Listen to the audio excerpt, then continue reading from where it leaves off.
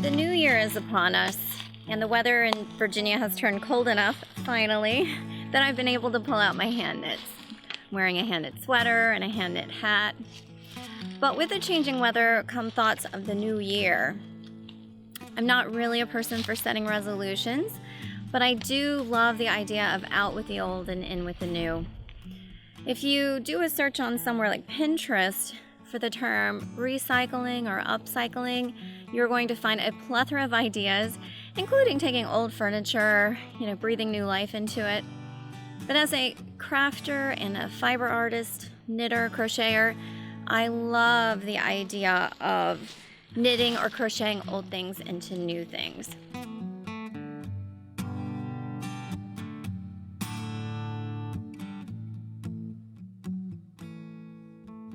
When we can do something like that, take something headed for the landfill and instead make it beautiful and purposeful for your home,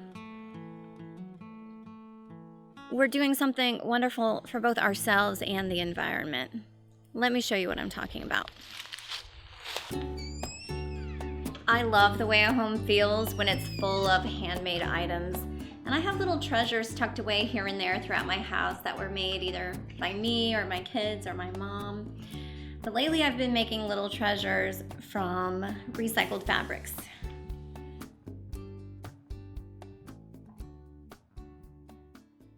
There's a lot of things you can do with old fabrics, including baby clothes. You can make jewelry even, or one thing I've done with old fabrics is put them in embroidery hoops. You can display them like this, either with or without the embroidery even on it. If it's a pretty fabric, sometimes it looks good just plain fabric hung on the wall. I think of quilters as some of the earliest upcyclers. Years and years ago, they started out by taking worn out clothing and taking pieces of that and making beautiful blankets from them. And as a knitter and a crocheter, I've been really captivated by the idea of taking these bits of fabric and turning them into yarn and then producing something beautiful through knit or crochet. And let me show you some of the items I've been working on lately. I've made a throw rug from old t-shirts in the house. I've gathered all kinds of old t-shirts from my husband and my two girls and cut them into yarn and made this throw rug. Lots of memories in here. As I look at it, I think there's maybe 14 different shirts involved in making this. And I know what a lot of these shirts are. Another example that I have of recycling fabrics is this bowl. This bowl is made from scraps of fabric left over from a bunch of different projects that I cut into yarn and then crocheted. I really love the end result of this bowl. I think part of it is the colors that are in here. I love crochet because it's just one stitch at a time versus like knitting a rug. You're going to be limited by the needle length, whereas crochet, the size is not limited at all by your needle length. So a bowl like this you could make as big as you want. You could even make it so big that it's sized for a pet bed. Put a little cushion in here, which I think would be totally adorable. And there are a lot of free patterns online. If you do a search for crochet basket, a bunch of free options will show up for you. Another example I have is a work in progress. I am using fabric that I bought to sew a shirt for Abigail. I bought the fabric on clearance, Abigail and I thought we liked the fabric and then changed our mind. And I thought it would be kind of cool to knit a rug out of it. And this is just a basic garter stitch. So I cast on, 40 stitches and it's knitting every single row.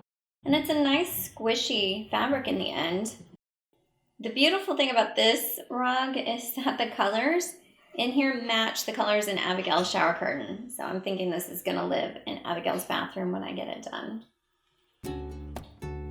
The main thing to keep in mind when working with fabric yarn is that it's heavy and bulky, probably heavier and bulkier than you're used to working with. So while your imagination is the limit, you probably don't want to knit a garment out of this. Like, visions of some beautiful bulky sweater might sound good in the mind's eye, but it'll probably weigh 5 to 10 pounds and be a little stiff in the end. So I think fabric yarns are perfect for applications such as rugs, baskets, pet beds, things like that. Turning shirts and fabric into yarn is probably easier than you'd think. I'll show you how I do it.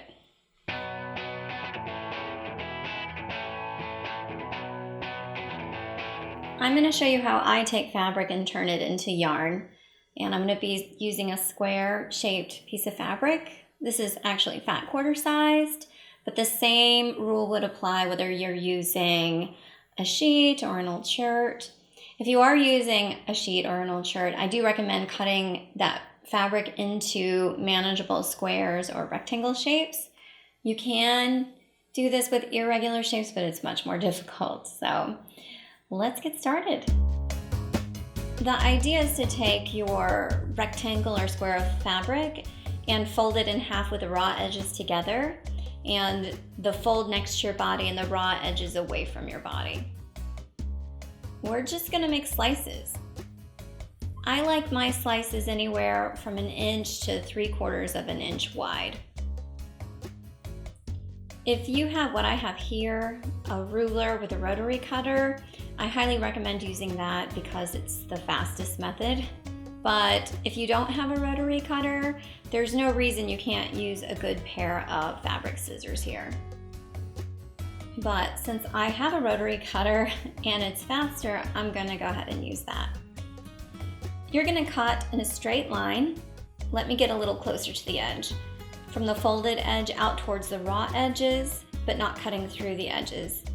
You wanna leave a little fabric intact at the edge, and you'll see why. We're going to continue down the fabric, cutting from the folded edge to the raw edge, but not through the raw edges, in about 1 inch or 3/4 of an inch strips. Now you can cut these a little wider or a little narrower. I don't like to take them too narrow because it is woven fabric, and I'm afraid if they're too narrow, they could fall apart on me. But on the flip side, I don't like them too wide because it makes the yarn pretty bulky and difficult to work with.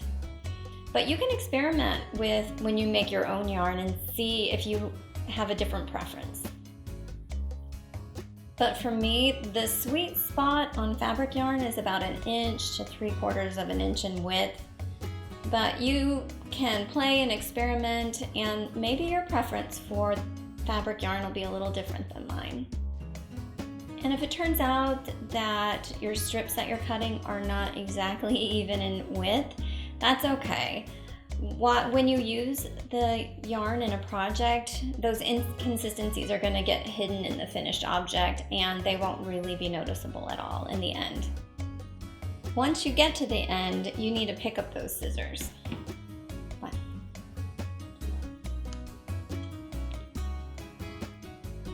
We're going to start turning the slitted fabric into yarn. You're going to pick up the top layer, and we're going to go into the first slit and cut all the way through to the edge. This is going to be the beginning of your yarn. Then you're going to go to the bottom layer of fabric in the second slit and cut it all the way through to the edge. And what I like to check for here is, say I didn't cut this first slit close enough to the edge, I might go ahead and extend that first slit to give a little more flexibility to the yarn here. Then we're going to go back to the top layer of fabric, second slit, snip it to the end. And here you can double check that first slit and see if it needs to be extended. Definitely do not cut the slit to the edge of the fabric. And that's what we're going to do. We're going to go to the bottom piece of fabric. We're going to snip the second slit all the way to the edge. Just going to double check this one. Back to the top piece of fabric. We're going to cut the second slit to the end and just keep repeating that over and over again. Second slit on the bottom, then second slit on the top. Okay, and we have just taken a single fat quarter and turned it into a 1-inch fabric yarn. I like to wind it into yarn balls so it's easy to knit from. Now, one fabric ball is probably not going to make it very far for you, and you're going to need to know how to join the yarn together, which is really easy to do. Let me get a second yarn ball and I'll show you how to do that. So let's say we want to join this brown fabric yarn to this green fabric yarn. You could take these to the sewing machine and sew them together. I don't know about you, but my sewing machine is not out all the time and I don't always want to set up my sewing machine. And there is a simpler way to do that just requires scissors. And it requires you to cut a slit in the center of the yarn on both balls. Now the ball that's being attached, I'm going to be attaching the brown to the green, needs a bigger slit. You need a cut in the middle of this fabric yarn that the ball of yarn can fit through. And you'll find that as you knit the yarn into your fabric, it'll hide this big deep cut. So don't worry about it if you're thinking, we're ruining the yarn with a cut this big. All right, you're gonna take the new yarn, put it through the old yarn, and then you're gonna take the new ball and put it through the hole you created in the yarn of the same color. That slit is not big enough, so I'm gonna open it up just a little bit bigger so my yarn ball can pass through. Okay, and then we are just gonna pull to tighten up that join. And this might not look like the prettiest join, but as you knit or crochet with it, it gets hidden in the fabric.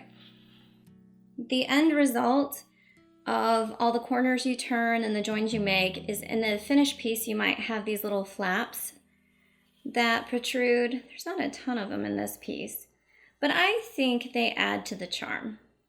If you don't like that, you can trim them back always, or you can take your fabric strips to the sewing machine and sew them together. So if you don't have a rotary tool at home to use, or you're not a fan of the scissor cutting method and you really want to rip and tear some fabric, we can use that method as well.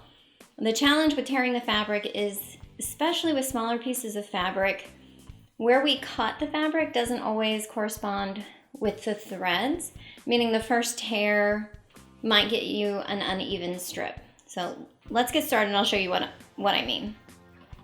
So I'm going to get our first slice or bit of yarn going.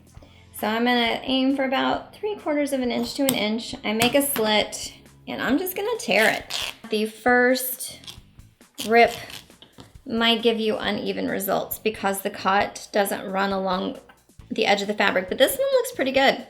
And you're going to tear it all the way up to the edge, but not going through the edge. And we're going to make a slit and tear it back the other direction. And again, tear up to the edge, but not through the edge. I don't know, give yourself about an inch, 3/4 of an inch. I'm gonna make another slit and tear it back in the other direction. And you're just gonna continue doing this back and forth, tearing up to but not through the edge, making a slit and tearing back. And this way of making yarn is kind of satisfying. I like the ripping sound it makes as I'm tearing fabric. It's not often we get to just destroy our clothing in this way, and it's kind of fun. And if you get to the end of the fabric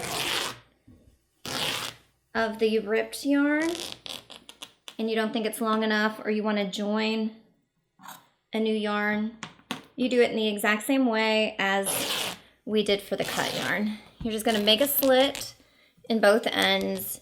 One slit is going to need to be bigger so the entire yarn ball can pass through. If you prefer and a sewing machine is available to you, you can always just sew the ends of the yarn together as well. I'm not gonna lie, I really like the sound fabric makes when you rip it. I think the cutting method is definitely faster, but ultimately far less satisfying than ripping it.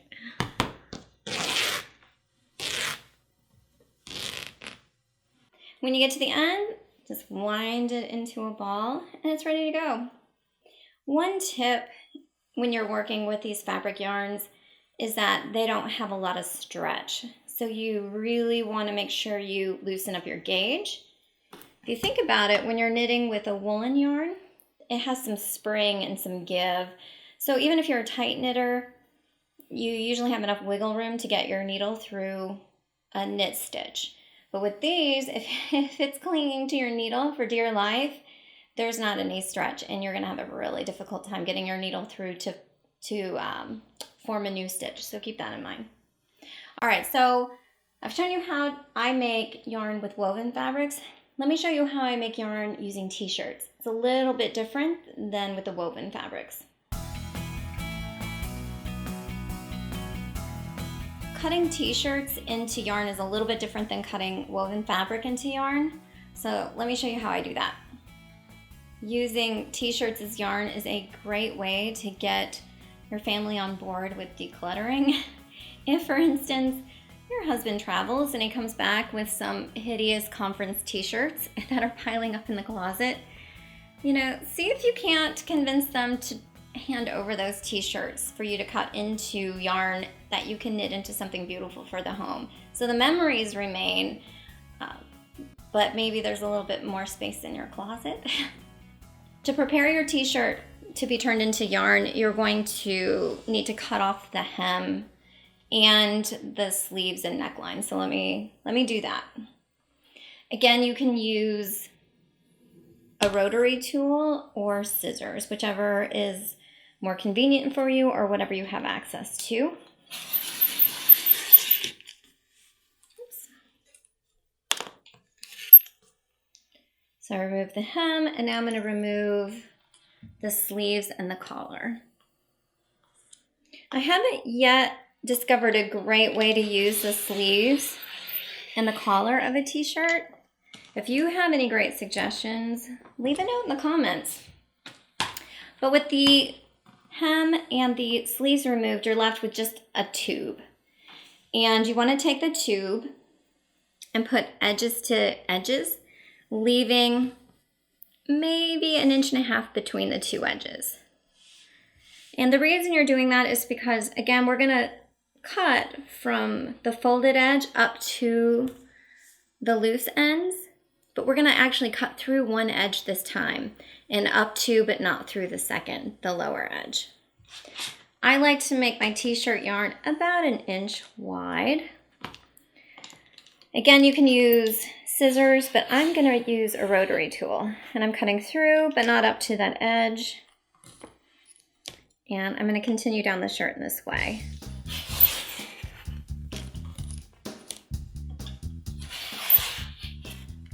If your strips are not completely even, do not sweat it. It won't even be noticed in the end product. It all sort of evens out in the wash. I've asked my family to bring me all of their shirts in preparation for, the new year purging and organizing. And if I get enough shirts, maybe I'll make a project for each one of them with their own shirts. I think that would be pretty cool. So what we're going to need to do now is pull down the top layer, or the strips of the top layer. And we're going to pick up this bottom edge and try to slip our arms through. What we want is that edge on top on our arm. We're going to start our yarn by going from the outside edge. We're going to cut from the outside edge to the first top slit. And that is going to be the start of our yarn. And from there, we're just going to go bottom slit to top slit, bottom slit to top slit, all the way down the yarn. Try not to poke yourself with your scissors like I just did. This is definitely one of my favorite uses for old t-shirts. I've seen some really inventive uses for old t-shirts, however. I've seen like the shirts that have slogans or graphics in the front, those cut out and converted into beautiful quilts. I've seen t-shirts, adult size t-shirts converted into baby sweaters or baby dresses, which is super adorable. But since both of my kids are big and I do not have any little ones in my life, I think this is a great use of our old t-shirts. You're gonna find yourself at the end with just one slit on the bottom. And what you're gonna wanna do is go from that bottom slit and cut to the outside edge. And that gives you your t-shirt yarn. But before it's ready to knit, there's one more step you need to do to make it knittable. And the reason is it's a knit and it's super stretchy, and as you work with it, it's gonna stretch out. It's best to go ahead and pre-stretch that fabric or that yarn. So that's what we're gonna do. And you don't wanna be gentle with this. You wanna really stretch the material out. I've worked with t-shirt yarn that I made myself where I didn't do this step and really stretch it out, and it ends up getting loose and bagging a little in the end. So this will prevent that from happening. And in the end, you get a yarn that looks quite a bit like yarn. It curls up and it's very tubular in shape. And it still has a bit of give. So when you're knitting or crocheting with t-shirt yarn, it's a little easier to work with than the woven fabric yarn because it has a little bit of give still. And you'll see as we're using it with the seams still in there, and you don't really notice those bits in the finished product.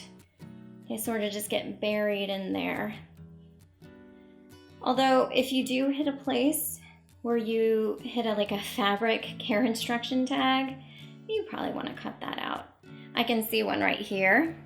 I'm going to go ahead and cut that out. That will definitely show up in the finished item. So that's out. Joining the fabrics, like the t-shirt yarns together, you can do the same sort of joins that you do with the fabric or the woven fabric yarn.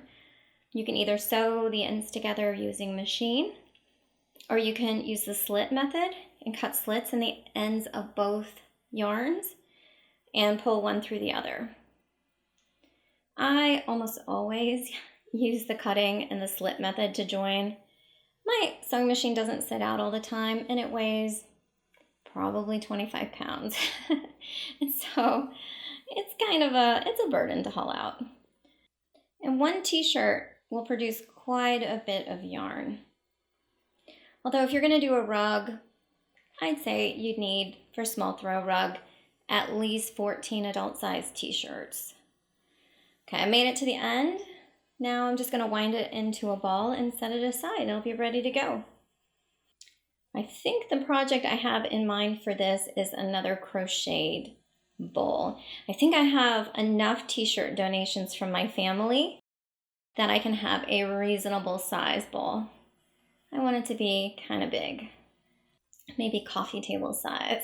Maybe I'll keep some of my works in progress or my socks that I'm knitting in that bowl on the table, because I do a lot of my knitting in front of the television at night with my family. See, a considerable amount of yarn you get out of one t-shirt.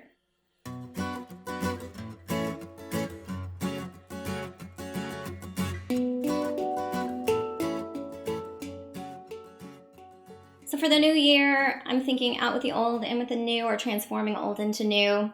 And my daughter Rachel, she's really been into makeup, and for the new year, she thought it would be fun to give me a new look.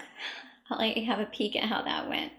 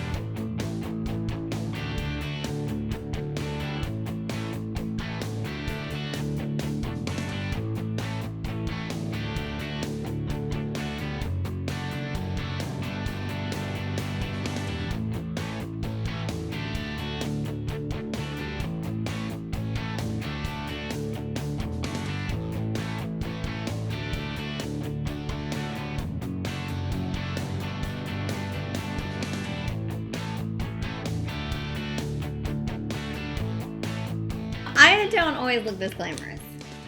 No, you always look this fabulous. You are thinking you might want to be a makeup artist one of these days. Yeah. Yeah, and you do a lot of practicing and YouTube watching. Yeah. And for Christmas, you got a bunch of makeup. Yes, I did. And we thought it'd be fun to do a makeover. Yeah.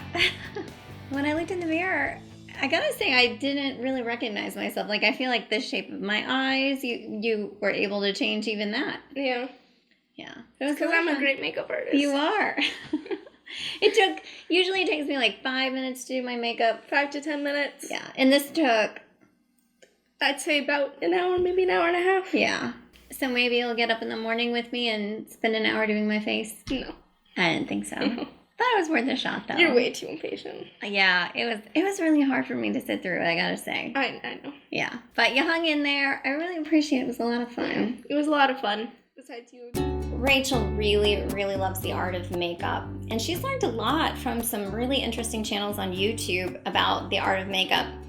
Now, a lot of those looks are not day-to-day looks. If you saw somebody walking around in real life with that kind of makeup, it might be a little startling. It's more photography or video makeup. But it's fascinating, and I really look forward to seeing what she does with it in the coming year. And it reminds me of being a teenager myself. And when I discovered makeup, my mother was the canvas, so to speak, of my creative artistic makeup endeavors, which usually involved a curling iron and some hairspray at some point, blue eyeshadow up to the eyebrows, maybe a little teasing to get that glamorous 80s look. If you have any great, interesting ideas for fabric yarn, please leave a comment below the video.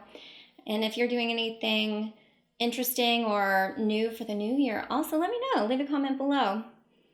As always, thank you so much for joining me, and until next time, bye.